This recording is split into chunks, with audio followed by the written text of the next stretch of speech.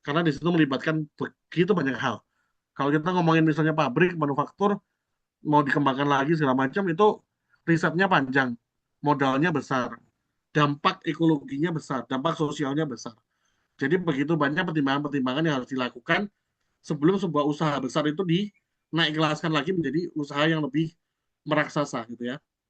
Nah, bagaimana dengan kita UMKM? UMKM itu dampak sosial dan ekonominya itu terasa gitu ya. Tetapi secara pengembangan sebetulnya modalnya tidak terlalu besar seperti itu.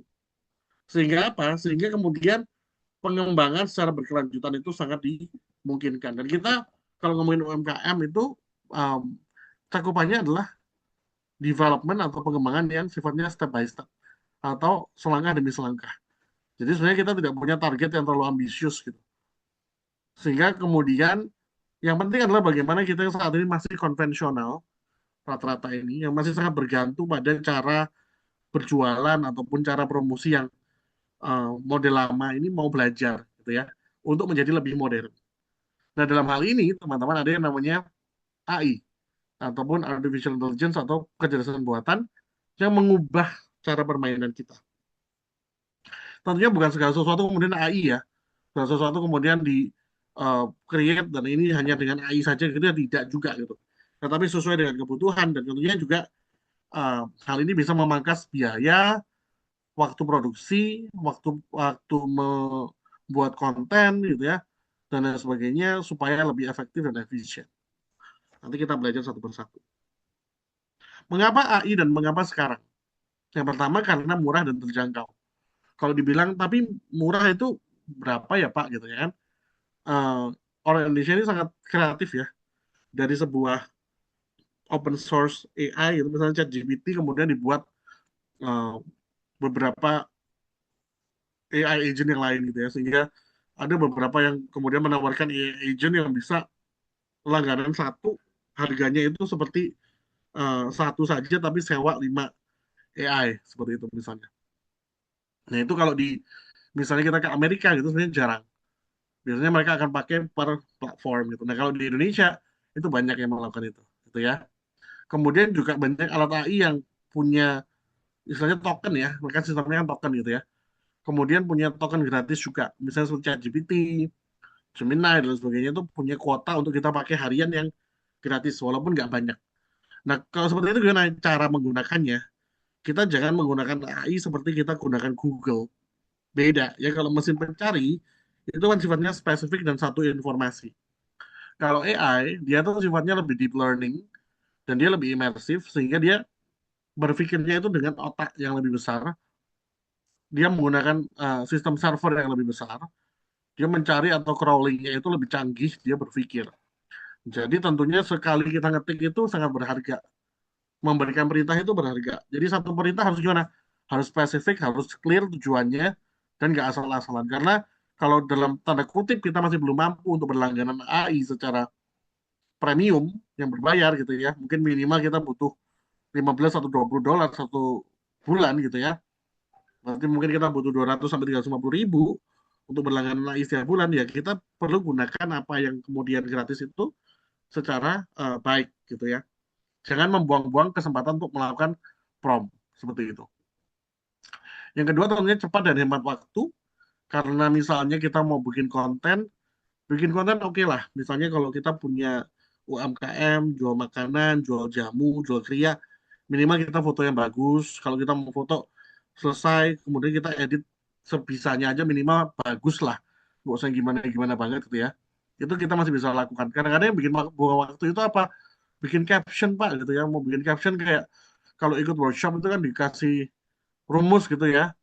Oh harus ini dulu, ini AIDA lah, apalah gitu. Bisa sih kalau kita udah biasa, tapi kayaknya kalau misalnya kita nggak punya tim, lalu kita produksi sendiri, pesanan lagi banyak, kayaknya kok kadang mau ngontennya akhirnya tertunda-tunda untuk upload, bukan nggak ada kontennya, males bikin caption. Nah, yang tadinya mungkin harus ada waktu 1-2 jam sendiri setiap hari untuk nyiapin caption aja untuk beberapa postingan, akhirnya kita bisa hemat. Waktunya kita bisa pangkas dengan suruh si AI, misalnya Gemini, Meta AI, atau yang lainnya gitu ya ChatGPT untuk bikinkan kita caption sesuai dengan konten yang kita mau posting. Seperti itu. Dan kita nggak perlu tim yang terlalu besar harusnya gitu ya. Kalaupun ada admin mungkin cukup satu ada dua orang sambil buat konten sambil upload gitu ya. Jadi untuk teman-teman UMKM yang nggak punya tim, it's not a problem at all gitu ya. Bukan masalah sama sekali. Dan hasilnya yang kemudian kita berikan itu bisa juga sangat berkualitas. Istilahnya kayak kita mungkin bikin konten, kalau misalnya kita perlu edit atau kita perbaiki, taruhlah misalnya kita udah bikin konten, fotonya kita mau edit dengan lebih baik gitu ya. Kemudian kita prompt nih, atau kita perintahkan ke Gemini atau ke ChatGPT gitu ya, perbaiki foto katalog di atas menjadi lebih terang, menjadi lebih eh, berwarna dan lebih rapi misalnya gitu ya. Tetap berikan kesan yang natural misalnya. Nah itu kemudian fotonya bisa dua kali tiga kali lipat lebih bagus. Belum lagi captionnya atau deskripsi penulisan di bawahnya gitu ya.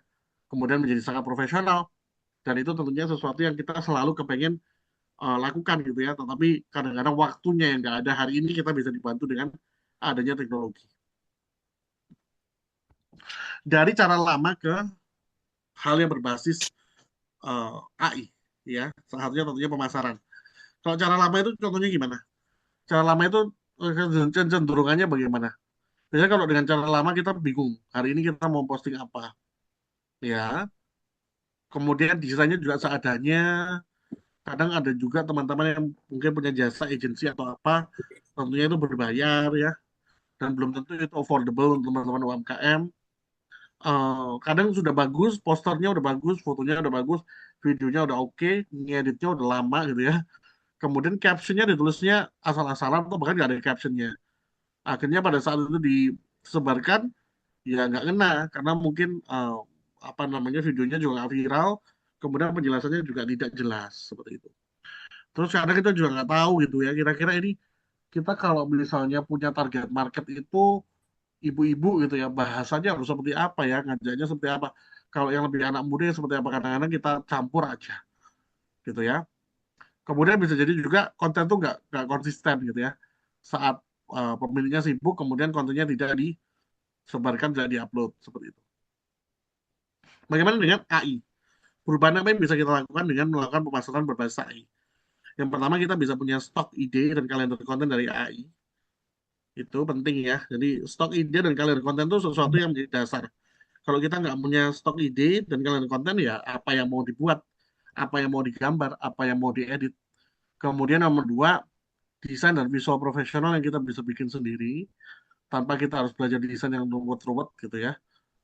Tapi tentunya juga hal ini harus hati-hati karena kalau Anda tidak pandai-pandai untuk menggunakan AI-nya, bisa jadi nanti yang ditampilkan produknya nggak relevan atau berlebihan atau misalnya ya beda aja. Ini bukan produk Anda, ini kayaknya produknya kok agak halusinasi gitu ya, jadinya kok seperti animasi. Nah itu juga harus hati-hati gitu ya. Kemudian yang paling membantu adalah tentunya caption ya, atau bahasa pemasaran itu akan lebih persuasif dan biasanya kalau kita nge-prompt dia akan kasih beberapa alternatif suka yang A, B atau C. Nanti kita bisa sesuaikan lagi. Misalnya, oh saya suka yang C, tapi saya mau posting di WA Story. Tolong dibuat lebih pendek, misalnya gitu ya. Nah, nanti kita akan diberikan yang sesuai dengan format WA Story. Kemudian tentunya pesan promosi kalau kita menggunakan AI itu bisa dipersonalisasi sesuai dengan segmen pemilih.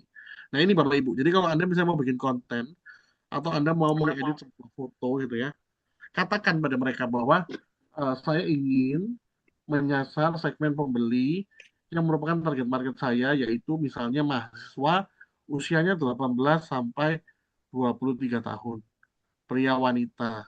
Nah, misalnya nah itu harus disebutin ya. Supaya apa? Nanti pesan baik itu secara uh, audio visual maupun teks itu bisa sangat tersegmen seperti itu. Kemudian kalau Anda juga sudah bisa misalnya nantinya menggunakan AI agent ya. AI agent itu berarti Anda nanti sudah membuat seperti staff gitu di dalam uh, generative AI yang kita punya, apakah itu Gemini atau ChatGPT gitu ya. Konten itu bahkan bisa sampai di sisi terupload walaupun mungkin kita tidak punya waktu. Tentunya ini juga harus hati-hati ya, karena ini kita menggunakan teknologi, ada interkonektivitas yang harus kita lakukan antara satu mesin ke mesin yang lain. Ini juga biasanya kalau sampai di tahap ini mungkin juga belum gratis ya sistemnya ya. Jadi perlu pengetahuan dan juga biaya yang lebih juga. Tiga pilar menuju naik kelas ya. Jadi tentunya kita sebagai UMKM nggak mau jalan gitu-gitu aja. Walaupun kita masih punya tim yang kecil ini harus melek teknologi. Sekarang zamannya bukan cuma digital marketing yang biasa-biasa, digital branding yang biasa-biasa, tetapi sesuatu yang dilakukan melibatkan kecerdasan buatan. Kita sebagai manusianya udah cerdas gitu ya, tapi kita sibuk, kita tidak punya cukup banyak waktu dan orang untuk mengerjakan. Kita punya staff, istilahnya adalah robot yang sangat canggih. Robot itu berarti sudah di atas mesin. Mereka punya kemampuan berpikir dan sedikit dalam tanda kutip empati yang lebih baik. Seperti itu ya. Konten yang menarik merebut perhatian. Konversi mengubahnya menjadi penjualan. Keberlanjutan menjaga keduanya tetap tumbuh. Konten yang menarik merebut perhatian. Konten yang bagus, yang menghibur orang, mengedukasi orang, atau minimal menjelaskan produk dengan jelas, itu akan merebut perhatian orang. Jadi yang mungkin orang nantinya maunya skip-skip atau scroll-scroll, dia berhenti dulu. Dia lihat konten Anda. Oke, saya mau lihat dia dulu deh. Ini barangnya seperti apa? Makanannya seperti apa? Patternnya seperti apa? Kemudian konversi. Ada kondisi di mana orang mungkin bertanya. Orang mungkin nanya harga, nawar, dan lain sebagainya. Itu kemudian kalau sudah deal, cocok, maka akan terjadi penjualan. Nah, ini yang penting nih, keberlanjutan. Keberlanjutan ini kemudian adalah hal-hal yang perlu kita lakukan untuk merawat usaha kita biar jalan terus. Jadi kadang-kadang orang ini banyak juga yang secara umum ngomel-ngomel karena rasanya kalau kita udah pakai internet ya Pak, kita ngiklan segala macam, yang nanya-nanya banyak banget ya Pak. Tapi kan belum tentu beli. Ya orang nanya-nanya itu sudah merupakan leads Bapak Ibu. Itu sudah merupakan satu bentuk traffic ya, yang sebetulnya membantu untuk kita berstrategi kembali. Ya tentu tidak semua orang itu akan beli dengan kita. Apalagi di zaman seperti sekarang, di mana hampir ratusan juta orang di Indonesia adalah pengusaha gitu ya, UMKM ya, Anda harus maklum gitu ya. Mungkin tetangga Anda, orang-orang di sekitar Anda juga jualan barang yang sama. Jadi gimana? Ada hal-hal di luar itu, misalnya seperti pelayanan, misalnya bagaimana Anda eh, melayani dengan baik, keramahan, bonus, promosi, yang kemudian membuat bisnis Anda bisa jadi berbeda gitu. Orang itu kan suka diperlakukan dengan lebih baik, diberikan bonus, dilayani dengan cepat. Nah, ini kemudian akan menjaga bisnis-bisnis Anda ini bisa tumbuh dengan tetap berkelanjutan gitu ya. Minimal misalnya seperti ini. Oke, walaupun ini cuma sebuah UMKM yang jualan barang yang sederhana, secara packaging bagus atau enggak? Atau asal-asalan? Ya udahlah orang jual di barang 5.000 aja nggak usah terlalu yang gimana bilang nggak usah terlalu mewah. Nah ini yang kemudian menjadi mindsetnya kita ya sebagai UMKM ya. Bukan masalah mewah atau mahalnya, tetapi bagaimana kita menghargai setiap karya dan produk yang keluar dari kita itu. Kalau secara packagingnya nggak bagus, jadi gimana? Ya berarti barangnya kayaknya juga asal-asalan. Bisa jadi produksinya juga tidak bagus. Sehingga dia diperlakukan dengan asal-asalan saja. Yang penting laku. Nah ini kan bahaya ya. Pada saat kita menghadapi eh, pasar-pasar baru yang lebih kritis ini, kita harus mampu untuk menjawab hal tersebut. So, konten yang menarik, bangun perhatian dengan ide, visual, dan pesan yang cocok ya bagi calon pembeli kita, supaya jualan kita juga ikut naik. Kita perlu mengarahkan perhatian itu menuju aksi. Kalau ada orang yang tanya, orang mau coba, orang mau beli, jangan sampai skip nggak dilayani. Kalau Anda sudah mau masuk ke pasar online, berarti Anda sudah setuju untuk menerima traffic yang besar. Traffic yang besar itu gimana maksudnya, Pak? Pertanyaan saya kalau hari itu ada orang 30 aja yang mau beli ke Anda bisa layani atau enggak? Di sela-sela mungkin Bapak Ibu ada yang dosen sambil ngajar, ada yang punya kerja di kantor sambil kerja misalnya, atau mungkin ada yang Bapak Ibu guru atau teman-teman yang sambil kuliah gitu ya, tapi mau cari tambahan uang gitu. 30 orang aja sehari itu ngeribetin Anda. Kira-kira ada nggak waktu Anda yang Anda luangkan mungkin setiap jam tuh mungkin ada 1-2 menit untuk jawab pesanan misalnya gitu. Waduh kalau saya nggak bisa Pak, saya nanti jawabnya waktu makan siang sama pulang kerja gitu. Nggak salah, tapi ya kemudian jangan ngomel kalau misalnya kemudian mereka cari toko sebelah. Nah, Anda sekarang misalnya gini ya, datanglah Anda ke eh, e-commerce gitu ya. Anda lagi mau e-commerce terserah ya warna apa deh gitu. Anda mau cari barang apa gitu kan gampang ya. Kita atasnya nggak jawab, kita lihat bawahnya. Cari yang komennya paling banyak, yang reviewnya paling bagus, yang beli udah banyak. Udah kita chat aja. Mana yang jawab duluan, harganya cocok kita beli kan gitu ya. Nah, sama semua pembeli itu seperti itu teman-teman. Jadi kalau dibilang 30 orang tuh banyak ya, 20 orang banyak. Gimana kalau sehari 100 gitu loh ya. Jadi kita jangan selalu berpikir bahwa oh kita harus terjun online sebesar-besarnya kalau bisa iklan. Kenapa? Biar yang beli banyak. Pertanyaan saya Anda siap atau enggak gitu. Banyak banget orang-orang yang ngomel karena capek gitu. Aduh capek gitu ya. Coba kalau toko biasa, toko offline kita bisa sambil tidur-tidur. Gitu. Ya sama aja. Kalau toko ada rame, sehari yang datang 100 gitu, masa kita nggak layani kan nggak mungkin. Nah, hal yang kemudian kita pikirkan itu sama. Saat jualan naik, belum tentu orang nanya beli. Tapi kalau orang sudah tanya, orang sudah punya atensi, berarti mereka sudah 50% pada tujuan membeli. Kalau hilang, berarti ada beberapa kemungkinan. Salah satu kemungkinan adalah pelayanan kita kurang baik. Berkelanjutan. Ya, jadi jadikan pemasaran sebagai sistem yang konsisten, bukan ledakan sesaat. Jadi sekarang kan banyak sekali ya, apalagi di era digital, marketing, social media, AI, segala macam itu FOMO ya, fear of missing out. Kita ngikutin tren karena ya kalau nggak ngikutin tren nanti kayaknya nggak hits gitu ya. Kemudian yang beli nggak ada gitu ya. Katanya siapa gitu. Coba teman-teman datang ke ibu-ibu yang tiap hari mungkin jualan di pasar gitu yang jual apa yang kita biasa beli untuk makanan sarapan gitu ya. Apakah mereka berkonten? Belum tentu. Ada yang kontenin mereka nggak? Mungkin satu dua biji aja gitu. Kemudian viral. Tapi kadang kalau saya tanya sama ibu-ibu yang jual nasi, jual apa nasi jagung gitu ya, atau jual kue-kue itu, buat mereka tuh nggak ngaruh. Konten-konten itu buat mereka nggak ngaruh. Kenapa? Ya karena mereka memang nggak main di situ gitu. Tapi mereka melakukan bisnisnya dengan konsisten.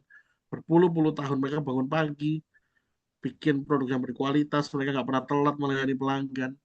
Mereka melayani dengan ramah, harga HPP-nya juga dipikirkan, nggak sampai kemudian harganya meroket gitu ya. Bukan berarti ekonomi buruk kemudian harganya naik semua sampai nggak karu-karuan gitu. Itu nggak pernah terjadi dengan mereka, para penjual-penjual tradisional itu. Apakah kemudian perkembangan teknologi menunjang mereka? Ada beberapa yang menunjang, yang kemudian mungkin dilanjutkan oleh generasi kedua ketiganya yang bermain marketing secara sosmed gitu ya. Atau hanya ditunjang sedikit dengan kehadiran para kreator-kreator yang mempromosikan mereka. Tapi bahkan tanpa itu pun mereka bisa berlanjut, bisa berkembang. Nah ini yang kita kadang-kadang tidak temukan pada usaha-usaha baru di angkatan tahun-tahun kita ini. Jadi pemasaran itu bukan sesuatu yang penting meledak sesaat ya, tetapi konsisten. Orang harus punya eh, warna tersendiri sebagai bentuk marketingnya. Seperti itu. Kita mau menilik lebih dalam dalam hal konten ya. Konten yang menarik itu adalah konten yang apa? Konten yang menjual. Karena kita di sini fokusnya eh, pengen jualan ya. Yang pertama, kita ngomonginnya sekarang misalnya kontennya lebih banyak video ya, Bapak Ibu ya, karena orang nontonnya lebih banyak video ya audio visual. Jadi kayak Reels atau Shorts atau di TikTok gitu ya. Nah, video itu kalau zaman sekarang memang jangan yang terlalu panjang, kecuali videonya itu iklan ya. Kalau video promosi-promosi harian, cukuplah 15, 35 detik, 40 detik itu udah panjang. Ada yang namanya hook, 3 detik pertama. Ini sebagai center of attention, orang ini melihat apa, mendengar apa. Apakah kemudian dia perhatikan atau tidak, atau dia menarik dia atau tidak. Entah itu nyebelin, atau itu bikin dia happy, bikin dia tersenang, bikin dia teredukasi, kemudian mau dengar lebih. Nah, kemudian apakah kita bicara tentang hal-hal atau isu-isu yang relevan? Nah, ini juga penting. Ya, jadi kadang bukannya kita pansos ya, tapi kita perlu tahu hari-hari ini masyarakat lagi ngomongin apa sih, gitu ya. Kalau seandainya itu sesuatu yang positif, ya nggak apa-apa, kita ikut ngomongin. Kemudian kita perlu untuk mulai membangun narasi atau cerita yang berkaitan dengan produk kita, berkaitan dengan apa yang kita mau sampaikan, apa yang kita mau jual, gitu ya. Dan tentunya usahakan bahwa cerita Anda, informasi Anda ini tetap bernilai. Kalau bisa ada tips-tipsnya, edukasinya, informatifnya, hiburan. Hiburan itu juga sesuatu yang baik ya, karena itu bikin orang jadi bahagia gitu ya. Nggak cuma sekedar promosi aja. Jadi jangan gini loh, misalnya eh, jamu gitu ya, ya orang udah tahu jamu tuh bagus, gini gini gini gini. Tapi sebutkan bahwa Anda ini punya keunggulan dari produk Anda ini bahwa misalnya eh, saya hanya menggunakan bahan-bahan yang terbaik dari cara penanaman organik misalnya seperti itu. Itu kan beda ya. Kalau dibandingkan misalnya Anda mau mempromosikan bahwa kalau Anda mau sehat barangnya harus organik, harus ditanam di tanah yang baik segala macam ini. Ya pertanyaannya barangnya iya apa enggak? Anda barangnya seperti itu atau enggak? Daripada Anda ribet-ribet, ceritakan bahwa Anda menggunakan bahan-bahan yang terbaik, ditanam secara organik sehingga menghasilkan mutu jamu yang terbaik, mutu herbal yang terbaik. Misalnya seperti itu. Jangan lupa juga namanya promosi konten ngajakin orang untuk ke langkah berikutnya. Jadi jangan jangan malu ya, jangan malu promosi. Ajakin orang untuk datang ke toko Anda atau DM saya untuk keterangan lebih lanjut atau belanja hari ini. Misalnya seperti itu. Itu sudah merupakan sebuah ajakan atau call to action. Seperti itu ya. Oh, oke. Sekarang kita ngomongin tentang mulai ngomongin AI-nya ya. Ini istilahnya tools-nya atau perkakasnya. Apa aja sih kegiatan yang kita bisa lakukan dengan AI di zaman sekarang dan apa saja AI yang tersedia itu untuk bisa bantu kita memproduksi konten. Pilihan yang pertama yaitu tools-nya atau perkakasnya.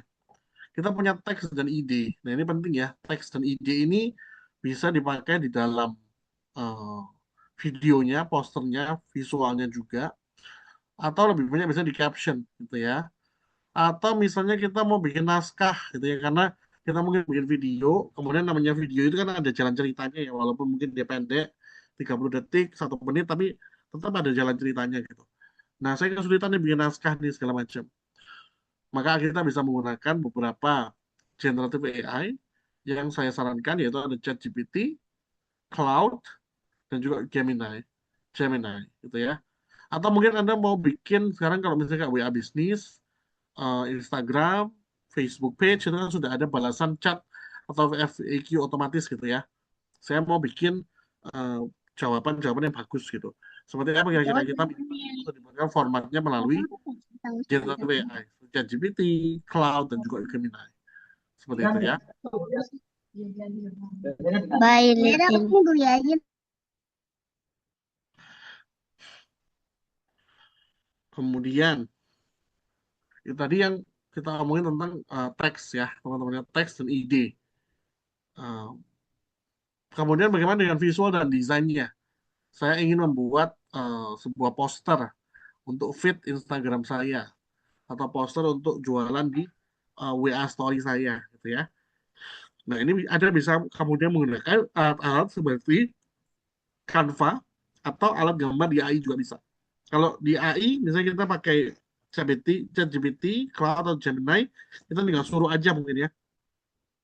Kita siapkan mungkin attachment ataupun lampiran berupa logo itu boleh ya. Kalau Anda punya logo, letakkan logo Anda di situ. Atau mungkin Anda punya foto dari handphone ataupun kamera yang sudah Anda ambil sebelumnya.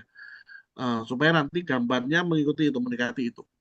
Tapi kalau misalnya Anda mau ngedit aja gimana? Sekarang udah ada Canva ya dan alat-alat yang lain gitu. Canva itu udah lengkap ya. Jadi kita juga bisa mengedit gambar di situ. Kemudian kita bisa meletakkan tambahan tulisan, eh, gambar yang lain, foto dan grafis-grafis.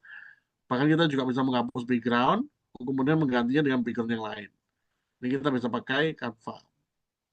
Kemudian video tentunya ini juga penting ya. Video dalam artian yang tidak terlalu panjang lah. Ya ukurannya mungkin 15 detik sampai maksimal 10 menit. Jadi kalau misalnya kita mau bikin kayak video vlog atau podcast itu juga bisa gitu ya. Kita bisa pakai CapCut atau alat editor yang lainnya. Di sini juga sudah bisa menambahkan misalnya kalau kita mau pakai subtitle ya atau judul atau teks gitu ya, teks berjalan gitu. Itu kita bisa tambahkan secara otomatis menggunakan CapCut. Nah, biasanya memang kalau kita kepingin yang premium atau diaksesnya baik gitu ya, maka perlu ada biaya tertentu. Contohnya kalau seperti ChatGPT itu kurang lebih ya dalam rupiah mungkin minimal kita perlu 75.000 per bulan. Angka yang sama mungkin untuk Canva. Canva mungkin sekarang udah lebih agak sedikit lebih mahal gitu ya. Dan CapCut juga kurang lebih di angka 100 ribuan per bulan. Ya, tapi anggaplah misalnya Anda belum punya staff gitu ya teman-teman ya. Maka mungkin Anda punya investasi 350 ribu sebulan, itu sudah bisa bantu Anda untuk bikin ide cerita, plus kalender kontennya, masih dibuatkan gambarnya, dieditkan videonya, mau tambahin teks tinggal ditambahin di situ, videonya kurang terang bisa tinggal diedit gitu ya. Jadi saya rasa kalau bayar satu staff aja kurang, tapi kalau dengan alat kita mungkin bisa punya 4 sampai 5 alat yang berbeda seperti itu. Nah, kembali lagi itu tergantung pada kemampuan dan juga prioritasnya Bapak Ibu semua ya. Misalnya mungkin saya ambil dulu yang saya paling perlu deh Mas. Saya perlunya karena untuk ide cerita, bikin tulisan, segala macam, bikin kalender konten dan hal yang sifatnya mungkin konsultasi bisnis gitu. Jadi saya ambilnya generatif AI dulu, ChatGPT nggak apa-apa. Nggak harus semuanya diborong dulu gitu ya. Apa yang kemudian paling penting dan menjadi prioritas dulu. Apakah misalnya sekarang kalau di marketplace itu ada yang jual lebih murah harganya itu sebenarnya aman atau tidak? Nah ini kembali lagi pada kepercayaan Bapak Ibu masing-masing ya. Kalaupun ada yang menawarkan seperti itu, sebaiknya ditanya dulu. Ini sistemnya seperti apa? Apakah legal atau tidak? Kadang-kala mungkin mereka punya akses khusus untuk berlangganan banyak dan dijual kembali. Nah itu sebenarnya ya aman tidak aman, asalkan tidak ada data pribadi yang di-share, sebetulnya itu tidak masalah, gitu ya. Kembali lagi, eh, ini menjadi tergantung pada bagaimana kita bisa menggunakan alat-alat ini secara prioritas seperti itu. Satu alur konten dengan AI. Jadi alur sederhananya bisa diulas setiap minggu dari ide mentah sehingga kontennya siap tayang. Ini kita masih ngomongin konten ya, teman-teman ya. Um, kita perlu untuk melakukan riset dulu untuk menemukan ide yang paling tepat. Anda bisa menggunakan AI seperti ChatGPT, Meta, dan lain sebagainya, Gemini, untuk berbagi atau brainstorming tentang konten. Misalnya Anda minta dulu ide dari mereka gitu ya. Minta AI 10 ide konten yang berbeda dari masalah pelanggan. Nah, berangkatnya dari mana? Dari masalah, dari problem. Anda kalau mau punya bisnis yang berhasil, berarti harus solusi dari sebuah masalah. Keperluan, kepentingan orang. Apa yang demand atau keinginannya tinggi. Anda ingin kontennya berhasil, ditonton oleh mayoritas orang yang membutuhkan. Berarti gimana? Anda harus tahu masalah di industri Anda, masalah di circle Anda itu apa. Sehingga kemudian produk Anda atau bisnis Anda itu bisa menjawab solusinya, sebagai solusinya. Kemudian minta AI untuk menulis naskah atau menyusun naskah konten, gitu ya. Apalagi kalau itu adalah video ya. Susun hooknya, buat isinya, bikinkan CTA, dan lain sebagainya. Kemudian kalau sudah, kita merancang draft untuk visual, gitu ya. Draft visual kita bisa minta dulu nih, referensi kira-kira kalau untuk konten ini, saya nanti bikinnya seperti apa ya. Atau sekalian langsung minta dibuatkan kalau datanya memang sudah lengkap. Kemudian gimana? Hasilnya seperti apa dilihat dulu. Dilihat dan disentuh, ditinjau dan disentuh. Diedit dulu. Kadang-kadang ada informasi yang kurang tepat. Kadang-kadang AI-nya itu halusinasi atau dia salah berpikir atau dia ada informasi yang belum dapat sehingga dia masukin aja informasi yang sesuai di pikiran dia. Dan kalau masih ada yang salah ya suruh dia untuk memperbaiki. Baru kalau sudah kita tayangkan, kita pelajari responnya seperti apa. Kira-kira dari 3, 4, 5 konten yang Anda posting selama waktu 1 minggu, 2 minggu ini, konten-konten mana yang kemudian menarik perhatian orang paling besar. Nah, konten-konten yang menarik perhatian orang paling besar ini bisa diperbanyak model-model kontennya. Baik itu foto, video maupun teks. Seperti itu ya. Sebelum saya lanjutkan ke sini, mungkin ada teman-teman yang mau bertanya, boleh. On mic atau mengetik boleh. Sambil saya minta waktu 1 menit untuk minum sebentar ya.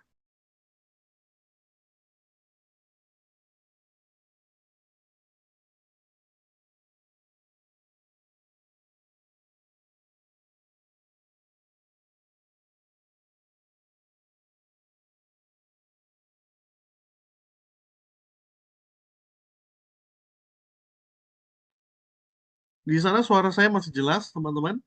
Saya harap masih jelas ya. Baik, kita lanjutkan kembali. Sangat jelas, Bapak. Baik, terima kasih. Pilihan yang Jelas, kedua, Bapak.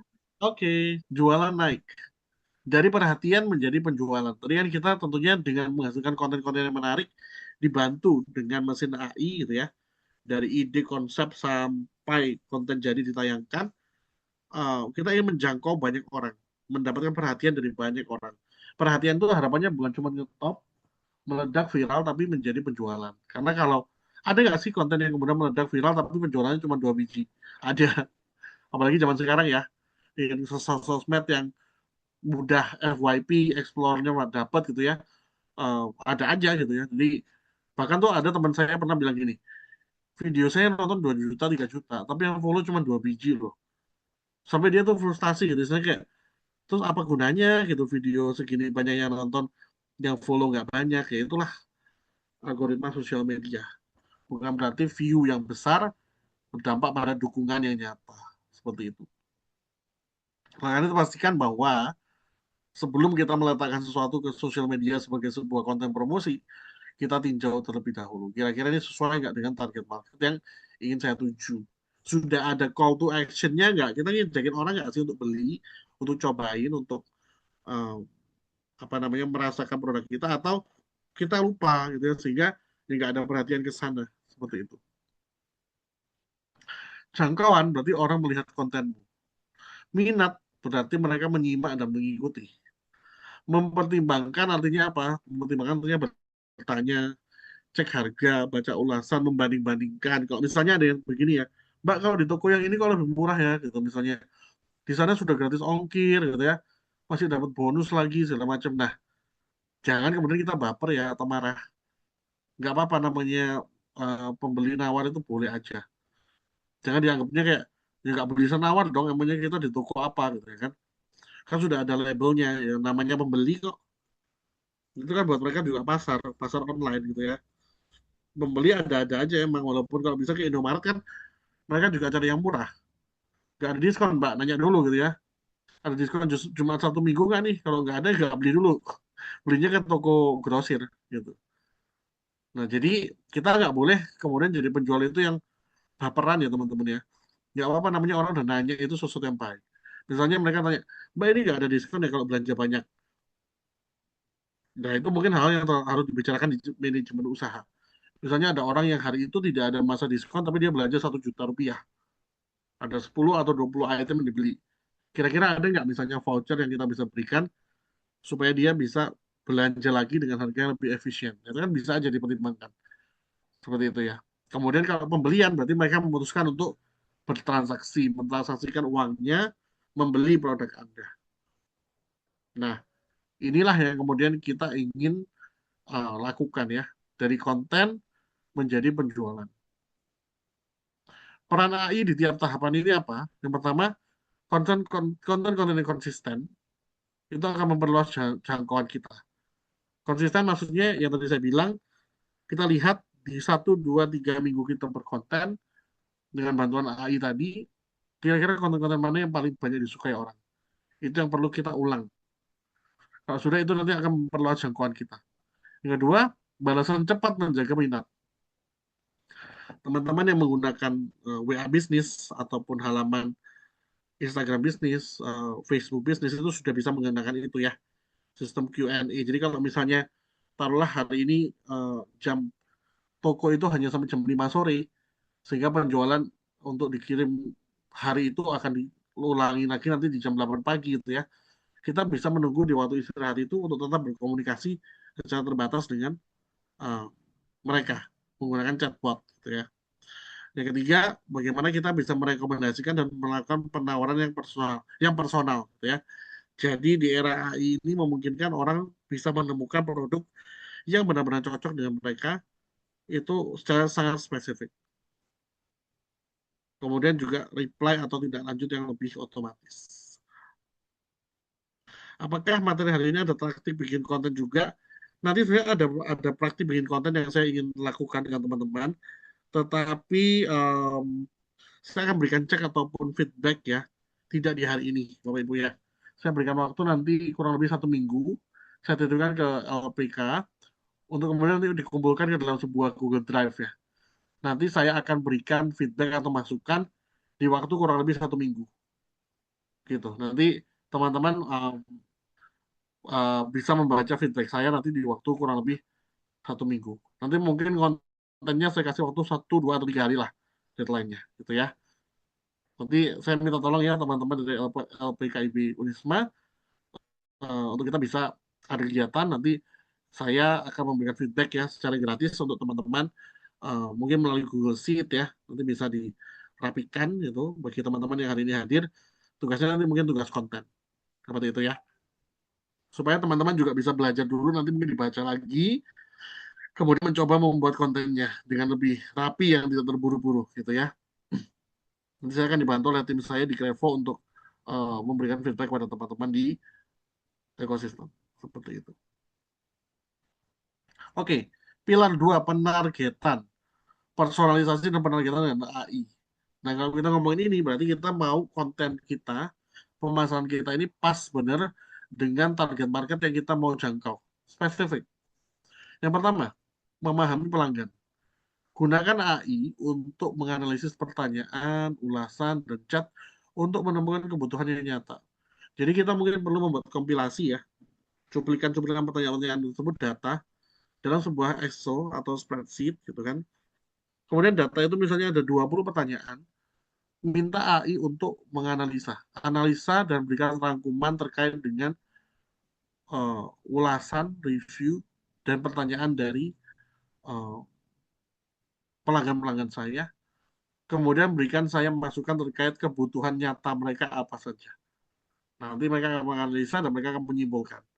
Seperti itu ya. Kemudian juga kita bisa melakukan pengelompokan segmen. Memisahkan audiens. Misalnya pembeli baru dan pembeli yang setia. Supaya apa? Supaya pesan kita bisa lebih tepat sasaran. Pesan yang pas dengan AI atau artificial intelligence kita bisa membuat berbagai macam varian caption, promosi yang berbeda-beda untuk setiap segmen dalam satu kali masa belanja. Uji dan sempurnakan. Jadi maksudnya uji dan sempurnakan adalah apa yang kita buat, misalnya kita mau bikin caption atau ide konten baru gitu ya. Tentunya kita harus melihat dampaknya. Kira-kira nanti dari 5 konten yang saya posting ini menggunakan bantuan AI ini, mana yang kemudian divalidasi paling banyak oleh market, mana yang kemudian menjadi konversi yang paling besar terhadap penjualan saya, gitu. Yang tidak bagus bisa kita sempurnakan atau kita skip, kita perbanyak di hal-hal yang memang menimbulkan paling banyak traksi ataupun perhatian, seperti itu ya. Teman-teman, pemasaran ini adalah sebuah olahraga maraton, bukan sprint, ya.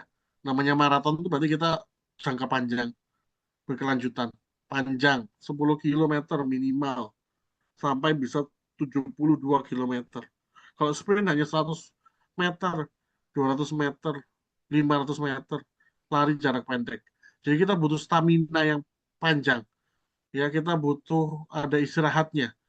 Kita butuh ada evaluasinya, ada breaknya. Tapi di setiap waktu itu kita berhenti, bukan untuk berhenti, stop, santai-santai, loyo-loyo, tapi memaintain strategi untuk bisa mempercepat langkah. Konten yang berkelanjutan berarti tetap konsisten, sekalipun Anda sebagai pemilik itu sibuk, sekalipun anggarannya terbatas, atau idenya sedang kering. Kuncinya adalah ubahlah kerja berulang menjadi sebuah sistem. Sistem itu harus lebih daripada semangat. Ya, jadi walaupun semangatnya lagi low, sistemnya nggak boleh berhenti. Anda bisa melakukan daur ulang konten. Makanya saya bilang tetap kita butuh kamera handphone kita. Kita tetap butuh tangan kita untuk ambil gambar. Kenapa? Kalau kita minimal punya bahan mentah, foto video dari produk kita masih punya bahan untuk didaur ulang menjadi konten yang baru. Tapi kalau kita bahkan nggak punya, kita cuma ya sudah pokoknya saya kasih logo biar AI aja yang bikin foto seolah-olah itu foto produk saya. Ya kita juga nanti akan terbatas teman-teman. Gitu. Nggak ada bahan referensi yang sangat tepat untuk kemudian kita edit. Karena kita bergantung sepenuhnya dengan mesin. Hemat energi, otomatisasi hal-hal ini juga akan membantu kita punya bisnis yang berkelanjutan. Berkelanjutan tidak hanya secara massa ya, tapi bagaimana juga dia merawat lingkungan. Ya, karena eh, oke, memang penggunaan internet itu juga memakan listrik. Oh, di situ ada air ya, katanya kalau kita menggunakan AI itu. Betul, tapi sama halnya dengan kalau kita mau habiskan biaya 24 jam di depan komputer, kerjanya panjang tapi tidak menghasilkan banyak hal.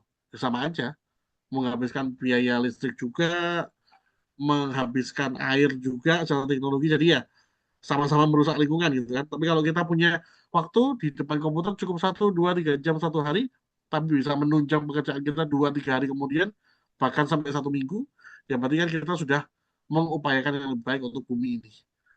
Seperti itu ya.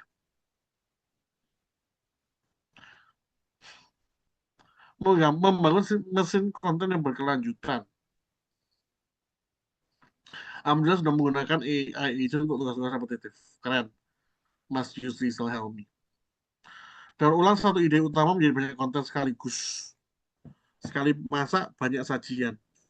Benar ya, jadi kalau kita punya satu konten mentah itu, yang kita upayakan mengambil dengan baik, nanti kita daur ulang menjadi berbagai macam konten. Atau bahkan mungkin satu kali konten itu, dengan AI, kita bisa minta dia bikin berbagai macam format. Ya kan? Nah ini penting nih. Jadi makanya tetap penting dari kitanya sebagai pengguna teknologi, punya karya yang tetap di-upload. Seperti itu. Studi kasus UMKM kuliner naik kelas. Ada sebuah UMKM dan dia punya sebuah tantangan. Kedai sambal Burina. Ramai pembeli yang berlangganan tetapi sepi di media sosial dan kewalahan membuat konten sendiri. Jadi sebenarnya penjualan dia secara umum sudah ramai. Tapi kalau di media sosial tuh sepi-sepi aja. Sepertinya tidak ada yang memperhatikan.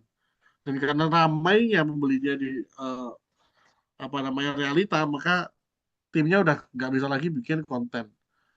Apa yang bisa dilakukan oleh kedai sama Samoborina supaya dia bisa punya keseimbangan dalam sisi promosi dan juga uh, traffic yang lebih sustainable atau jangka panjang, tidak hanya sesaat saja, kita akan membuat langkah-langkah pengembangan dengan bantuan AI. Yang pertama, kita bikin dulu 1 bulan ide konten yang bisa dilakukan. Jadi timnya duduk dulu, ambil waktu beberapa lama untuk membuat satu ide konten yang bisa dilakukan dalam 1 bulan. Kemudian dia punya pastinya foto-foto katalognya ya, menu-menunya ya. Itu diperindah, dibagusin lagi gitu ya. Dikasih caption dengan AI. Kemudian dia bikin lagi nih supaya sosial media ini lebih ramai, menarik segmen pasar yang lebih luas, orang luar kota mungkin dia bikin video-video resep singkat. Jadi misalnya dia bikin video-video menunya dia dimasak gitu ya dalam video singkat-singkat rekaman di dapurnya dia langsung. Kemudian tentunya dia menambahkan chatbot ya di platform-platform yang dia punya supaya kalau ada orang yang nanya dia bisa jawab dengan lebih cepat. Dalam 3 bulan, apa yang kemudian mungkin dicapai oleh kedai sambal Purina? Yang pertama, dia bisa mencapai kurang lebih 4 kali lebih banyak konten tayang tiap bulan. Jadi yang mungkin biasanya 1 minggu cuma tayang 1 kali, sekarang dalam 1 bulan bisa tayang 4 kali. Atau seminggu bisa tayang 4 kali. 3 kali lebih luas jangkauan dan interaksi di media sosial. Tadinya mungkin ya yang tahu-tahu aja, sekarang bisa menjangkau strangers atau orang-orang di luar kota. Jadi semakin banyak orang yang tahu. Jadi mungkin ramenya nggak cuma hari Senin, Selasa, Rabu, Kamis, cuma 1 minggu pun rame, dari hari-hari ke hari makin rame, atas dasar orang datang karena sosial media juga. Misalnya seperti itu. Kemudian kalau si kedai sambal Burina ini mungkin memanfaatkan penjualan online, melalui ojek online gitu ya, dia bisa menaikkan omsetnya hingga lebih dari 35%. Dari mana? Dari pesanan online dari pelanggan yang baru. Nah ini, jadi kalau kita menggunakan kemajuan teknologi teman-teman, melakukan analisa dan juga memperluas konten kita, jangkauannya juga, maka kita bisa memperoleh berbagai hal yang lebih besar secara kapasitas bisnis. Mulai dari omset, jangkauan sosial media, eh, tentunya juga keuntungan ke depannya. Seperti itu ya. Ada nggak etika-etika atau kesalahan yang harus kita hindari? Tentunya dalam melakukan penggunaan AI ya untuk tujuan pemasaran maupun konten. Yang harus kita lakukan yang pertama memeriksa fakta dan angka sebelum tayang. Jadi kalau Anda mau bikin artikel, mau bikin data, mau bikin poster gitu ya, yang Anda mau tampilkan di sosial media Anda ya dicek dulu secara fakta, data dan angka ini sudah valid atau belum. Menjaga suara brand kita tetap manusiawi ini penting ya. Jadi jangan semuanya hanya menggunakan AI. Kalau saya selalu bilang sama teman-teman UMKM, misalnya Anda punya sambal, fotoin sambalnya. Fotoin dengan packagingnya yang bagus, keluarkan dalam eh, kemasan supaya kita bisa tahu teksturnya benar-benar seperti apa. Eh, Komunikasi dengan AI Anda, seperti apa sih Anda ingin berbicara dengan konsumen Anda. Jadi betul-betul apa yang dikeluarkan itu bukan hanya ngarang atau ngawur sesuai dengan kepintaran AI-nya masing-masing, tapi disesuaikan dengan kebutuhan dan juga gaya kita. Jadi tetap sentuhannya sentuhan yang manusiawi. Menggunakan foto produk asli disentuh dengan AI ini lebih bagus daripada kita sepenuhnya menyerahkan pada AI tanpa bikin foto sama sekali. Merapikan foto kita, memperindah foto kita itu boleh. Tapi kalau semua-semua di-generate dengan AI, ya ini nggak sehat ya teman-teman ya. Walaupun bisa jadi ini cepat, tapi ini kurang oke, kurang etis seperti itu. Hormati privasi dan data pelanggan ini juga penting ya. Transparan bila konten dibantu AI. Maksudnya apa? Kalau kontennya AI ya kasih tahu orang bahwa ini kontennya AI. Sekarang kan kalau misalnya kita di Facebook atau di Instagram itu kan disuruh kasih tahu ya, apakah konten ini mengandung AI gitu. Itu bentuk kejujuran kita gitu. Menghindari beberapa hal. Yang pertama menyalin hasil AI mentah tanpa diedit, hati-hati kalau ada kesalahan segala macam. Klaim atau testimoni palsu ini juga bisa kita buat loh ya. Sekarang kan ada orang yang mengomentari bagus terhadap bisnis kita, padahal ini bikin-bikinan aja, editan aja gitu. Spam pesan ke semua orang sekaligus itu juga hati-hati ya teman-teman ya. Sebisanya kita tidak melakukan itu. Walaupun via WA bisnis sendiri boleh kok kita kirim 50 pesan ke orang dalam satu hari. Tapi apakah perlu dan apakah harus tiap hari? Pertanyaannya itu. Mereka siapa? Apakah itu teman sekolah Anda, khusus langganan Anda saja, atau orang yang Anda kenal di mana gitu, misalnya di kantor gitu. Ya bayangkan kalau itu adalah teman sekolah atau teman di kantor, yang kemudian Anda banjiri dengan informasi jualan Anda saja gitu ya. Tentunya mereka akan bosan gitu. Dibandingkan kalau Anda datang ke mereka seminggu sekali nawarin jualan, mungkin itu akan lebih masuk akal dan lebih bisa diterima seperti itu. Mengabaikan masukan dan komplain pembeli ini juga nggak boleh. Komplain, masukan itu adalah sebuah bentuk komunikasi yang kita sambut dengan baik. Kita carikan solusi kalau itu sebuah masalah. Kita nggak boleh mengejar viral saja, tapi melupakan nilai-nilai. Nah, ini penting ya teman-teman ya. Etika kita berdigitalisasi, ber-AI itu adalah uh, ngejar yang baik, engagement yang baik. Kalau bisa viral itu bagus, tapi jangan melupakan nilai-nilai yang baik dari kita sebagai orang Indonesia. Seperti itu. Peta jalan. Nah, ini yang kemudian saya minta teman-teman nanti bikin ya. Sebentar.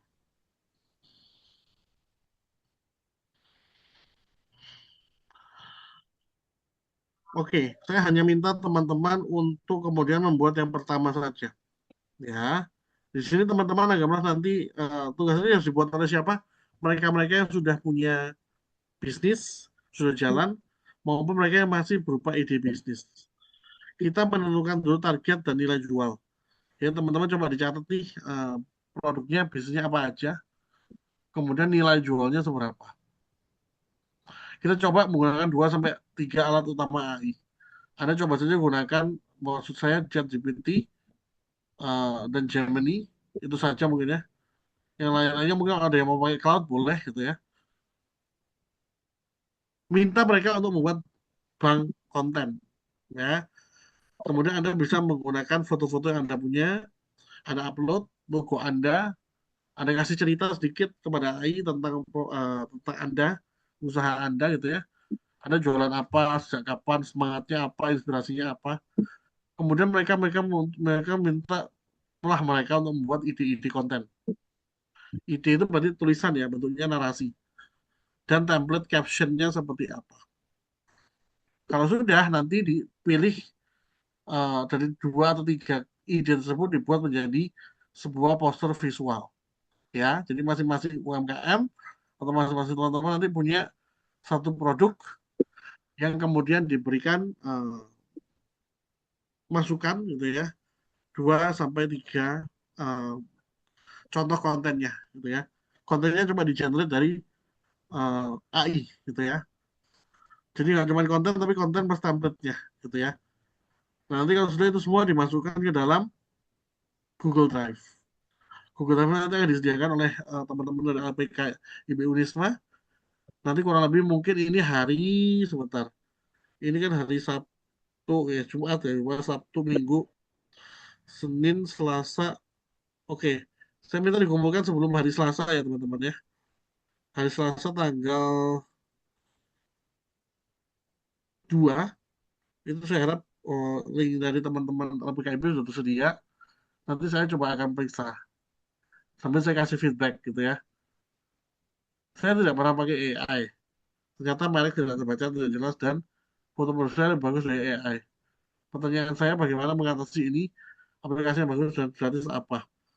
Semuanya bagus dan gratis di awal, tapi memang ada batasannya Ibu. Kalau misalnya kita terlalu berat, maka tokennya juga lebih besar.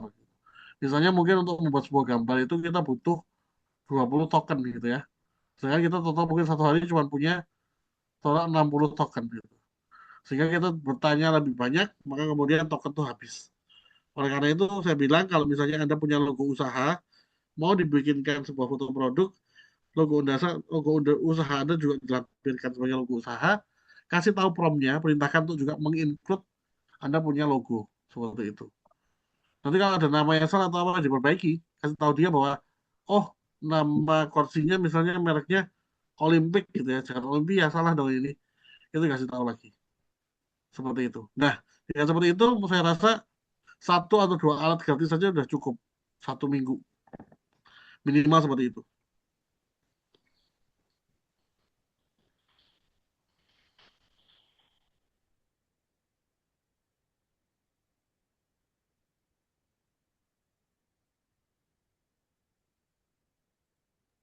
Baik, Pak. Ini ada pertanyaan dari Silakan. Pak Hoirul Anwar. Usaha kami berawal dari TBM, Taman Baca Masyarakat, yang kini bertransformasi menuju ekonomi kreatif dengan beberapa unit usaha seperti bimbingan belajar, penjualan ATK, jasa print, serta produk literasi seperti stiker, pin atau gantungan kunci, dan pembatas buku. Namun tidak semata mencari profit, melainkan juga membawa misi literasi bagi masyarakat. Dalam pemasaran berbasis AI, bagaimana cara menjaga keseimbangan antara idealisme sosial dan strategi bisnis agar tetap sustain tanpa kehilangan nilai utama gerakan literasi itu sendiri? Seperti itu, Bapak, pertanyaannya dari Hoirul Anwar. Pak Hoirul. Baik, Pak Hoirul Anwar ini usahanya bertemakan sosial ya. Jadi dia punya usaha Taman Baca Masyarakat yang tentunya tujuannya adalah untuk mengedukasi literasinya masyarakat gitu ya. Tetapi tentunya di situ juga ada jasa-jasa usaha untuk melayani masyarakat supaya apa ya? Supaya yayasan juga ada yang mempunyai secara operasional seperti itu. Nah, karena misinya Bapak ini misi sosial, maka tentunya kalau kita mau menggunakan AI ya ceritakan pada AI tersebut sebagai sebuah bentuk latar belakang gitu ya. Nanti kalau teman-teman menggunakan agent AI gitu ya, Anda harus ngobrol tuh dengan agent AI-nya. Anda harus punya informasi yang Anda suntikkan ke dia, Anda berikan ke dia bahwa uh, usaha saya ini bukan profit minded saja. Tapi pada saat saya menghadirkan usaha yang non profit minded dan juga melayani masyarakat terutama di sisi literasi. Itu harus Anda sampaikan. Seperti itu ya. Supaya apa nanti masukan-masukan dari um, kreatif platform Anda juga bisa sesuai dengan kebutuhan Anda. Seperti itu ya, teman-teman ya. 5 hal untuk diingat. Menarik dulu baru menjual. Oke, menarik dulu baru jualan. AI adalah asisten, bukan bos. Sebaliknya, bosnya Anda, AI adalah asisten Anda. Konsistenlah lewat sistem. Personalisasi itu lebih ampuh.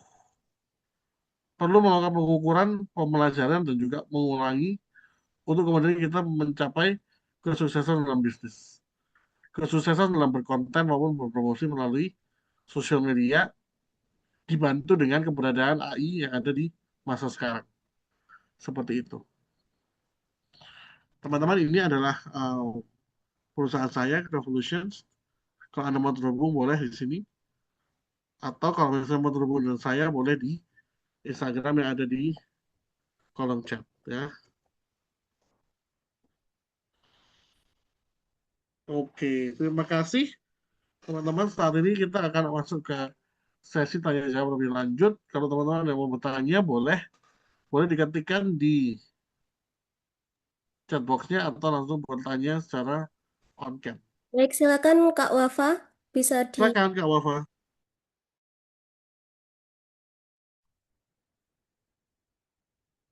Ya, mohon maaf.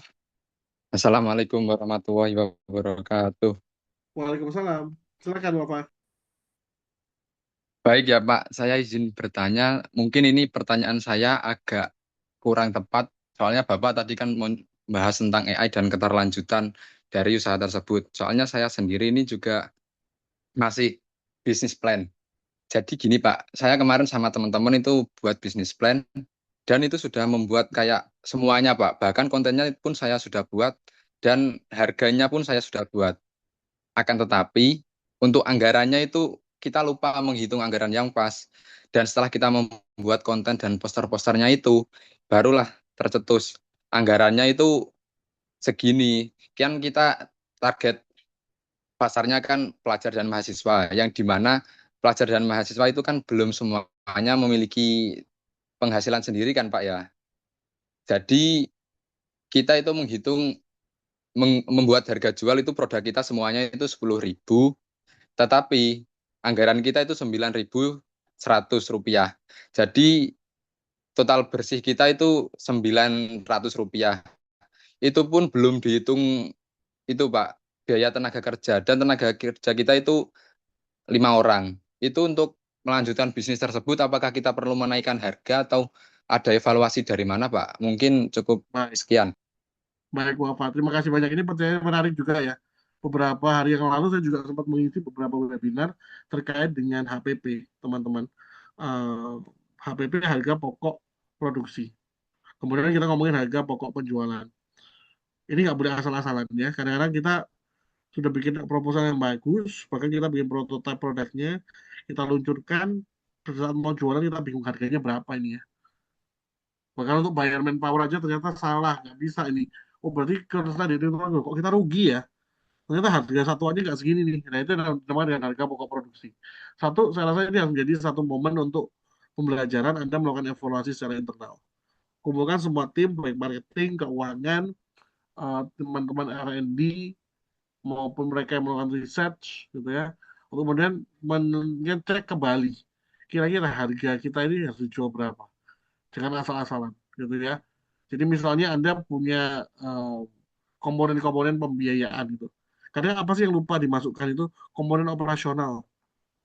Contohnya ya, misalnya kalau misalnya UMKM itu kan biasanya bekerjanya di rumah, terus dia nggak ngitung tuh yang namanya listrik, air, mungkin telepon, ya, kan, air, PDAM, gas, itu dia nggak hitung. Kan dia merasa kayak anak gue cuma pakai sebentar di pagi hari sambil nunut bikinin sarapan anak, tapi bikin sarapan anak 10 menit 15 menit udah selesai. Jangan kita goreng terus, bikin apa di oven segala macam, bisa 2 jam 3 jam. Ternyata kalau dicek-cek, kalau kita mau jujur, ternyata 70% tagihan bulanan adalah biaya UMKM. Berarti gimana? Harusnya ada dana yang dialihkan ke sana dari modal usaha tadi, dari pendapatan tadi. Jadi kemudian seperti apa kalau misalnya semuanya bercampur? Kalau bercampur ya berarti ada harus punya HPP yang benar. Jadi Anda tahu kira-kira satu bulan itu ada sisa uang berapa untuk pemenuhan kebutuhan hidup. Ya, jadi itu perlu untuk kemudian ada eh, apa ya namanya tadi, evaluasi pribadi dulu ya, tergantung terkait dengan HPP, harga pokok produksi maupun harga penjualan. Itu penting ya. Kemudian yang lainnya, Baik, baik. oke, baik. Kemudian yang lainnya adalah tadi karena pertanyaannya adalah bagaimana kita menggaji manpower. Manpowernya 5 nih. Nah ini kemudian kalau sebuah perusahaan ya perlu kita lihat lagi perlu atau tidak ke semua orang ini benar-benar bekerja dalam satu tim. Ataukah ada yang bisa kinerjanya dikurangi sehingga mungkin bekerjanya tidak harus ke kantor, tapi misalnya WFH gitu ya. Jadi kita ada efisiensi dari sisi pengeluaran seperti itu. Karena mau nggak mau namanya perusahaan itu ya bisa beroperasi ya hanya dengan duit yang mereka miliki gitu ya. Kalau duitnya kecil ya operasionalnya kalau banyak orang ya berarti bagi-bagi sedikit orang, sedikit-sedikit ke semua orang gitu ya. Kalau operasionalnya kecil maka ya apa yang menjadi operasional itu bisa terasa lebih besar mungkin kalau misalnya mungkin timnya juga lean. Karena timnya cuma 3 sampai 5 orang saja. Seperti itu. Ya ini kembali harus menjadi kesepakatan ya di antara para pelaku manajemen usaha tersebut apakah ingin melakukan efisiensi atau ingin seperti apa. Yang lainnya mungkin juga yang penting adalah bagaimana kita melihat kebutuhan di usaha kita ya. Ada usaha yang memang kita butuh banget sebetulnya sumber penghasilan yang lain. Ada usaha ini harus ditopang dengan modal dan pinjaman dari bank misalnya atau dari koperasi misalnya. Sehingga kita punya akses modal yang lebih besar. Tapi itu dipertimbangkan kembali apakah sudah tepat, ada sudah di waktu yang layak untuk melakukan itu. Apakah Anda yakin bahwa apa yang Anda jual ini secara stabil akan bisa memenuhi kebutuhan cicilan dari penambahan modal, misalnya kita melakukan pinjaman dan sebagainya. Selama itu aman ya nggak apa-apa, lakukan aja. Seperti itu ya. Kurang lebih seperti itu. Baik, Bapak. Terima kasih. Thank you, Wafa. Adakah yang lain yang ingin bertanya? Silakan. Ini teman-teman ini pertanyaannya hebat-hebat itu ya, nggak ada yang biasa-biasa. Kan biasa ini LPKIB ini nggak yang kaleng-kaleng gitu loh UMKM-nya ya. Ada yang bidangnya jasa, terus ini jasa sosial gitu ya. Pertanyaannya juga ya canggih-canggih lah, sustainability ya kan, SDM, keren keren. Baik, silakan barangkali dari peserta tenan inkubator 2026 yang ada Boleh. pertanyaan, silakan. Boleh banget Teman-teman yang tadi saya mau sampaikan sebagai PR, nanti saya ini juga PR-nya menjadi memberikan PR sedikit untuk teman-teman LPKIB. Jadi bagi setiap teman-teman di sini yang merupakan pelaku usaha, baik itu startup maupun UMKM, bisnis rintisan, apakah itu mungkin juga bisa jadi masih ide usaha, bagi yang mungkin nanti kita ingin berekosistem lebih dalam ya ke depannya ya, bersama dengan saya, teman-teman rumah BUMN dan juga LPKIB Unisma, mohon PR ini dikerjakan. Saya minta teman-teman untuk membuat sebuah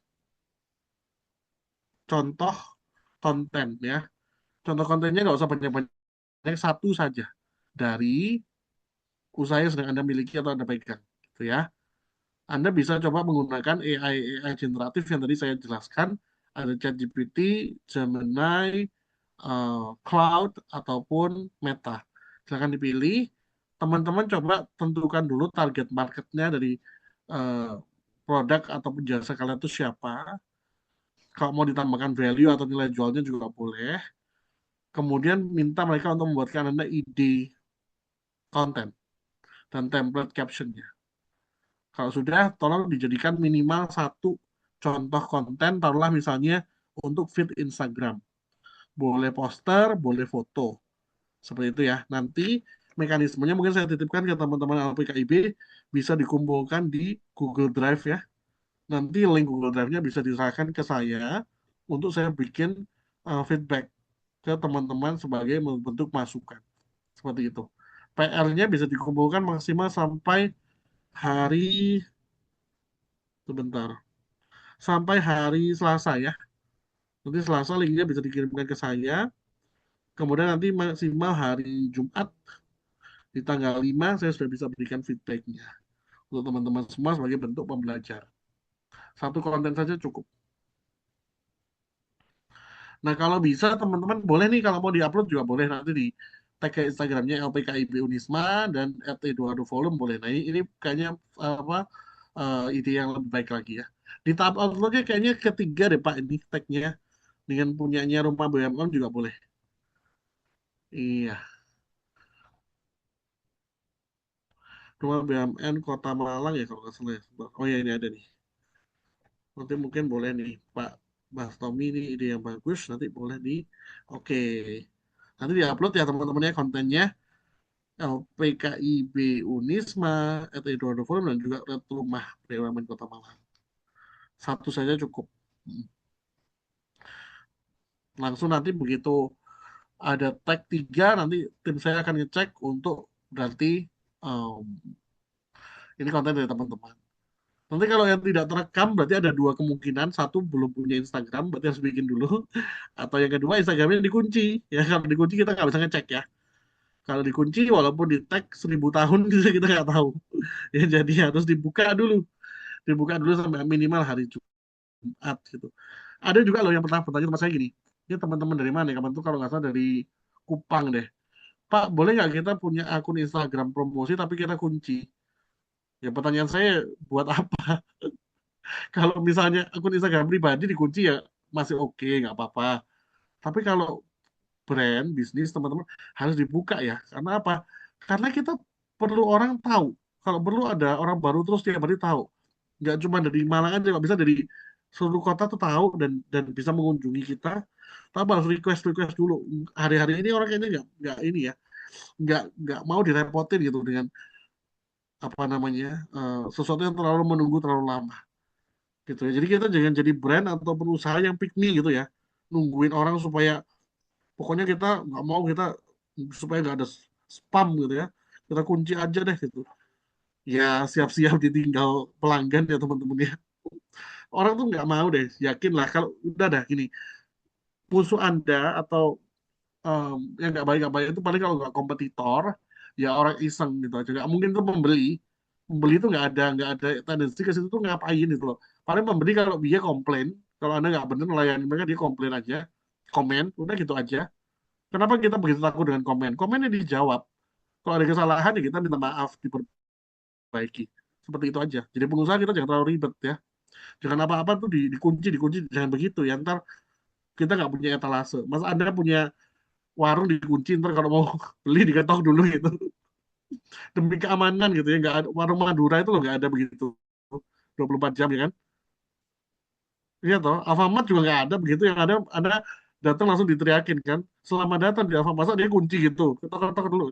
Takut ntar dirampok Pak. Ya, nggak gitu dong. Namanya orang jualan tuh harus welcome gitu ya. Pak, apakah ada contoh untuk prompt untuk bikin konten AI? Ada, saya berikan contoh misalnya ya. Misalnya, taruhlah begini. Saya punya produk itu minuman ya. Ini misalnya saya punya ChatGPT gitu ya. Promptnya contohnya gimana? Minuman ini minuman kemasan gitu ya. Jadi misalnya mereknya adalah sedap gitu ya. Merek sedap. Apa yang akan saya lakukan dengan ChatGPT saya? Yang pertama, saya akan melakukan attachment ataupun upload ya logo merek saya ke dalam si ChatGPT tadi. Lupa berarti ChatGPT-nya harus login ke email. Betul. ChatGPT ini kalau ChatGPT ya, yang lainnya pakai Gemini ya pakai Gemini.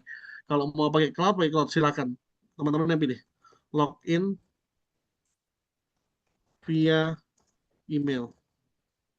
Ibu-ibu yang mungkin masih bingung, ChatGPT itu di mana, Mas? Anda bisa melakukan download aplikasinya di App Store atau Play Store, di-download ya aplikasinya, atau melalui browser ya, Bapak Ibu ya, melalui browser yang ada di handphonenya masing-masing. Kalau Anda punya laptop ya lebih enak. Chrome bisa, Mozilla bisa, kita diketik chatgpt.com, gemini.com, cloud.io kalau nggak salah. Nah, gitu diketik. Websitenya diketik, kalau sudah masuk lewat email yang terdaftar. Bisa kalau mau cepat lewat email Google deh, gitu ya. Itu bisa. Nah, kalau sudah, di situ kan ada halaman chat yang di tengah itu ya. Ada beberapa fitur di situ. Setelah login, misalnya ini ChatGPT, di situ ada lambang attachment. Misalnya bentuknya seperti klip ya, paperclip gitu. Nah, itu kita klik. Kalau saya akan masukkan logo merek saya. Kemudian, saya juga akan masukkan foto produk. Jadi saya foto dulu tuh di meja, saya foto dulu yang bagus, saya foto dulu yang rapi. Misalnya saya mau bikin poster, minuman saya ada 5 macam gitu ya. Saya foto dulu tuh berjajar rapi 5. Saya hilangkan dulu backgroundnya nggak penting gitu kan ya. Sehingga di halaman tersebut sudah ada sekarang 2 lampiran.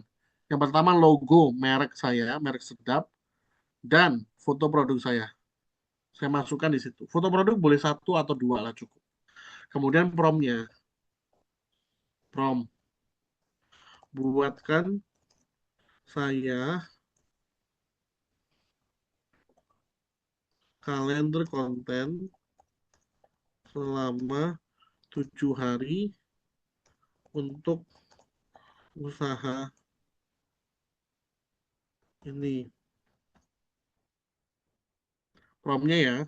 Prom itu boleh diberikan dengan numerikal atau tidak boleh. Saya biasanya kalau ada lebih dari satu perintah yang spesifik, Bapak Ibu, biasanya saya akan berikan dalam bentuk numerikal. Ini saya coba ketik supaya Bapak Ibu punya contoh ya.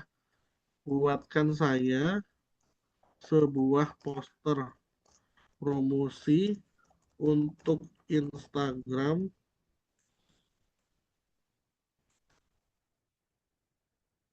menggunakan lampiran yang ada. Nah,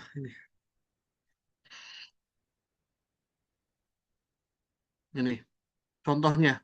Ini bagaimana Anda menggunakan ChatGPT misalnya, generative AI dengan baik. Jadi Anda itu nggak boleh juga misalnya gini ya. Boleh saya ketik aja yang penting kacau gitu ya. Pokoknya sekacau pikiran saya gitu. Ya sama nanti mesinnya juga kacau gitu ya. Jadi kita tuh kalau ngomong sama teknologi, teknologi ini saya nggak bilang dia lebih pintar dari orang ya. Tapi bisa jadi juga dia mencerminkan bagaimana kita bekerja. Itu bisa jadi dia reflektif terhadap bagaimana kita itu berpikir gitu. Jadi kalau Anda ingin chat GPT Anda, cloud Anda, Gemini Anda, meta Anda itu juga terstruktur gitu ya. Cara Anda memberikan prompt juga harus yang rapi. Seperti itu ya. Jadi jangan kacau balau gitu loh. Nanti Anda minta bikinkan foto, dia bikinin foto ya, nggak ada referensinya. Dia nggak tahu tuh si ibu ini, bapak ini kalau bikin foto gayanya kayak apa. Dia mau menonjolkan di mana. Dia nggak tahu. Terus habis itu nanti dia juga nggak tahu mungkin logonya. Sehingga dia berhalusinasi ya. Kalau diminta bikin poster, dia bikin logo sendiri gitu. Terus kita bingung. Waduh, gimana nih Pak menghapus logonya? Ya bisa. Anda misalnya kirimkan logo, minta diedit gitu ya. Tapi kan alangkah lebih baiknya, kalau kita juga one step ahead. Kita tuh lebih duluan inisiatif. Sertakan logonya, sertakan foto, bikin poster melalui bahan yang saya punya. Jadi dia nggak menerka-nerka. Nanti setelah itu dia tinggal tanya nih sama Anda nih, ada lagi yang perlu saya bantu, misalnya gitu kan ya. Misalnya nanti dia menawarkan saya bisa bikinkan kalender konten hingga 1 bulan, misalnya seperti itu. Dengan variasi poster, foto, dan video. Nah, itu kan berarti si AI atau um, generative AI kita, mesin AI kita itu sudah lebih nyaman. Dia memahami kebutuhan kita dengan lebih baik. Seperti itu. Bahkan kalau misalnya Anda punya target market gitu ya, sertakan juga di situ. Sebelum prompt, tentukan juga misalnya target market usia 18 sampai 30 tahun pria wanita, misalnya seperti itu. Baru nanti promptnya dimasukin. Seperti itu ya. Aman, teman-teman? Apakah ada yang ingin bertanya lagi? Boleh, silakan. Baik, teman-teman, apakah ada yang mau bertanya lagi? Silakan. Jika ada yang mau bertanya lagi, bisa ditulis di kolom chat atau Boleh.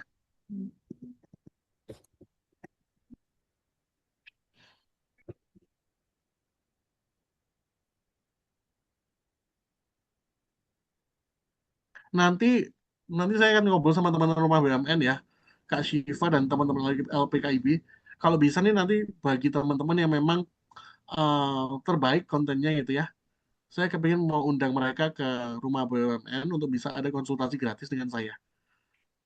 Seperti itu. Mantap, terima kasih Kak. Iya, Semangat siap. teman-teman. Mungkin kita bisa kasih ke 5 orang lah ya. Iya, Nanti iya. kita berikan ke 5 yang terbaik. Saya mau lihat yang paling niat gitu ya, yang paling cerdas gitu ya. Kalau soalnya kemarin saya mendengar ada di sebuah podcast gitu ya, saya agak kaget gitu ya. Ada seorang pakar gitu ya, dan dia seorang pakar, saya pakar di bidangnya sendiri gitu ya, spesifik. Dia bilangnya begini, saya menggunakan AI saya seperti saya menggunakan Google. Waduh ya udah nggak bisa. Ya saya cuman lah kok begitu gitu ya. Makanya dia nggak menemukan apa yang dia perlu gitu ya. Jadi padahal dia masih cukup muda loh. Di sini saya tidak perlu kasih tahu ya siapa yang nanti Anda harus menjelajahi podcast per podcast nanti Anda akan menemukan orang muda bisa juga jadul gitu. Ya itulah karena dia mungkin tidak belajar dengan terlalu judgmental kadang-kadang ya. Jadi mungkin dia merasa kayak sudah pintar, jadi kayak saya nggak perlu AI gitu. Ya nggak apa-apa sih gitu, tapi ya rugi waktu nanti gitu ya. Seperti itu. Oke, monggo ini di screenshot dulu atau di copy paste untuk contoh promnya dan langkahnya. Nanti Bapak Ibu bisa coba menggunakan di browsernya masing-masing ya, di laptop atau di HP, atau mendownload aplikasinya AI generatifnya menggunakan Play Store atau App Store. Bapak Ibu juga jangan lupa untuk mengisi presensi ya, karena nanti yang mengisi presensi akan mendapatkan sertifikat kegiatan dari panitia tentunya. Baik, Jangan lupa tadi sudah diinformasikan oleh Pak Muhammad Bastomi terkait PR-nya dan di tag-nya ke @lpkib Unisma, @Eduardo Volim, dan @Rumah BUMN Kota Malang. Seperti itu. Jadi saya sepertinya cukup untuk materi juga sudah saya titipkan ke panitia. Nanti mungkin akan dibagikan melalui grup ya Bapak Ibu ya. Terima kasih teman-teman. Saya kembalikan ke... Oh, masih ada satu pertanyaan. Sorry, sorry, sorry. Satu pertanyaan lagi. Izin bertanya ke saya Ahmad Bahaudin. Bertanya tentang ekspor. Saya ada masalah juga bilang apa nih? Oke, pupuk kandang dan pupuk alam. Heeh. Harus izin pada BUMN. Oh, waduh ini saya kurang menguasai ya kalau ekspor sebetulnya. em, ini harus ditanyakan pada yang memang punya kapasitas ya, teman-teman ya, terkait dengan izin ekspor. Tapi harusnya bukan ke BUMN ya, karena BUMN itu kayaknya tupoksinya berbeda. Tapi memang kalau untuk ekspor sendiri harus ada beberapa legalitas yang dipenuhi. Contohnya kalau sekarang kan ekspor itu biasanya UMKM, UMKM itu sudah boleh melakukan ekspor, minimal dia sudah legal. Salah satu bentuk legalitas UMKM itu adalah NIB misalnya, apakah dia sudah punya NIB nomor induk berusaha, kemudian izin-izin yang menyertai ke produknya. Jadi misalnya mungkin ada BPOM-nya dan lain sebagainya, kita tergantung produknya apa gitu ya. Kemudian misalnya seperti halalnya itu sudah harus dipenuhi. Kemudian kalau izin ke lembaga, ini saya nggak pahami 100% teman-teman. Nanti mungkin saya rekomendasikan teman-teman untuk di kelas selanjutnya ya. Nanti saya perkenalkan ke expert yang lain. Nanti ada rekan saya dari ASBF juga. Nanti saya kenalkan ke Bu Restu supaya mungkin bisa diundang ke kelas berikutnya. Siap, siap, Ya, siap. jadi Mas Bahaudin dan teman-teman yang lain yang Daftar kami belajar dulu. nanti datang lagi gitu ya. Mungkin kelas bulan depan gitu ya. Nanti saya kenalkan expert yang terbaik. Teman-teman bisa tanya dikupas nanti di kelasnya teman-teman expert ekspor gitu ya. Nah ini nih ada pertanyaan, ada jawaban nih. Oh oke. Untuk ekspor satu pintu lah BUMN hanya untuk komoditi batu bara, CPO dan nikel. Itu pun masih wacana dan belum berlaku resmi. Baik, terima kasih Pak Bisma Hoirul Mutakin untuk informasi tambahannya. Terima kasih semuanya. Saya kembalikan dulu kepada panitia untuk sesi closingnya. Terima kasih, selamat sore. baik, kami informasikan kembali untuk seluruh peserta bisa mengisi absensi yang sudah tersedia di kolom chat. Baik, terima kasih kami sampaikan kepada Bapak Ayrton Eduardo Arya Prabawa SS atas materi yang sangat luar biasa. Semoga ilmu yang telah disampaikan dapat memberikan wawasan serta inspirasi bagi seluruh peserta. Baik, hadirin yang berbahagia, sebelum menuju penutup acara, marilah kita simak sambutan dari perwakilan Mitra Rumah BUMN Kota Malang. Sebagai informasi, saat ini LPKIB Unisma juga telah menjalin kolaborasi bersama Rumah BUMN Kota Malang, Rumah BUMN Sidoarjo, serta Rumah BUMN Bondowoso dalam mendukung pengembangan kewirausahaan dan usaha rintisan agar semakin berkembang dan berdaya saing. Kepada perwakilan Rumah BUMN Kota Malang kami persilakan.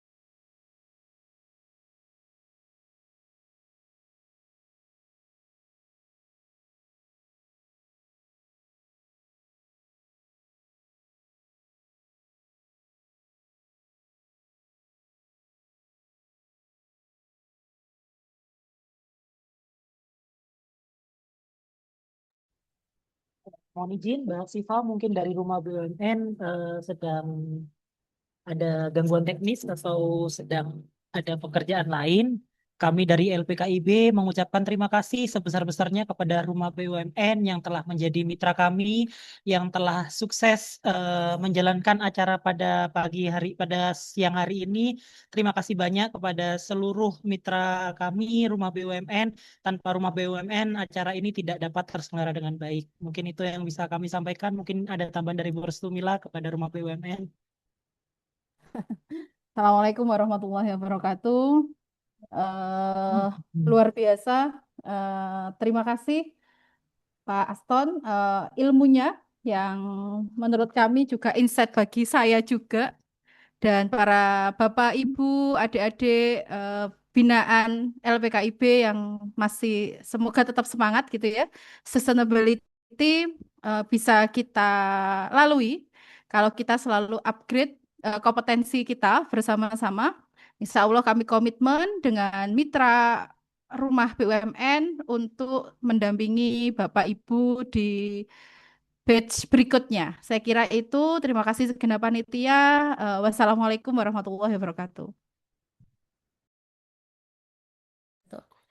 Alhamdulillah, seluruh rangkaian acara Katalis Bisnis Inkubator 2026 Batch 2 telah kita ikuti bersama. Semoga ilmu dan wawasan yang telah diberikan pada hari ini dapat bermanfaat serta menjadi motivasi untuk terus mengembangkan usaha dan inovasi bisnis ke depannya.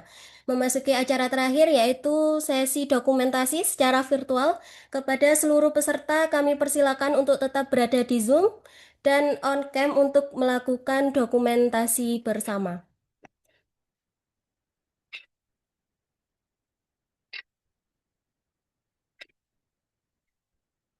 Baik, dalam hitungan ketiga, 1, 2, 3.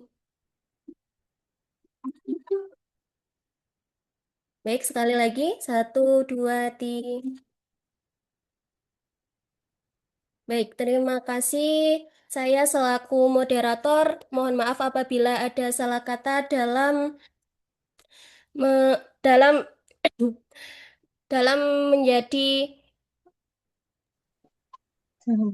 MC. Akhir kata, wassalamualaikum warahmatullahi wabarakatuh. Waalaikumsalam warahmatullahi wabarakatuh. Waalaikumsalam, terima kasih semuanya. Selamat siang. Terima kasih Pak.